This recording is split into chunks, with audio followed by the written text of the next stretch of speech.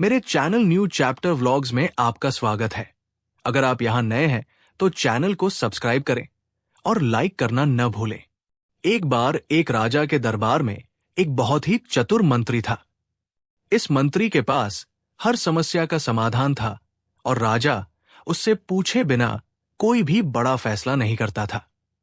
इस वजह से दरबार के दूसरे लोग मंत्री से ईर्ष्या करते थे। एक दिन राजा ने मंत्री से कहा, आप बहुत चतुर हैं, लेकिन आपका बेटा बहुत मूर्ख है और उसमें कोई समझ नहीं है। मंत्री को यह पसंद नहीं आया और उसने पूछा, महाराज, आप ऐसा क्यों कह रहे हैं? आपको मेरा बेटा मूर्ख क्यों लगता है? राजा ने कहा, हर सुबह जब मैं लोगों से मिलने जाता हूं तो आपका बेटा वहां होता है। मैं उससे हर दिन पूछता हूं, क्या ज्यादा कीमती है, सोना या चांदी? और हर बार आपका बेटा चांदी कहता है। यह सुनकर दरबार में सभी लोग हंसने लगे और मंत्री को बुरा लगा। बिना कुछ कहे वो सीधे घर गया और अपने बेटे से पूछा, कौन सी धातु ज्यादा कीमती है, सोना या चांदी? बेटे ने तुरंत जवाब दिया, पिताजी, सोना।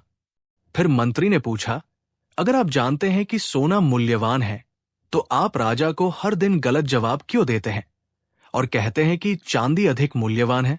बेटे ने जवाब दिया, पिताजी, हर सुबह राजा लोगों से मिलने के लिए बाजार में आते हैं।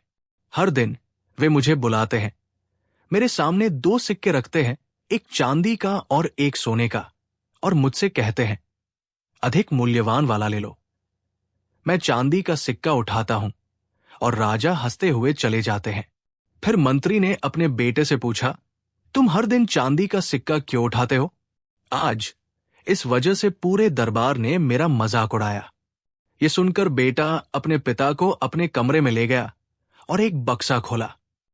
बक्सा चांदी के सिक्कों से भरा था। इतने सारे चांदी के सिक्के देखकर मंत्री हैरान रह गए और पूछा, तुम इतने सारे चांदी के सिक्के कैसे लाए?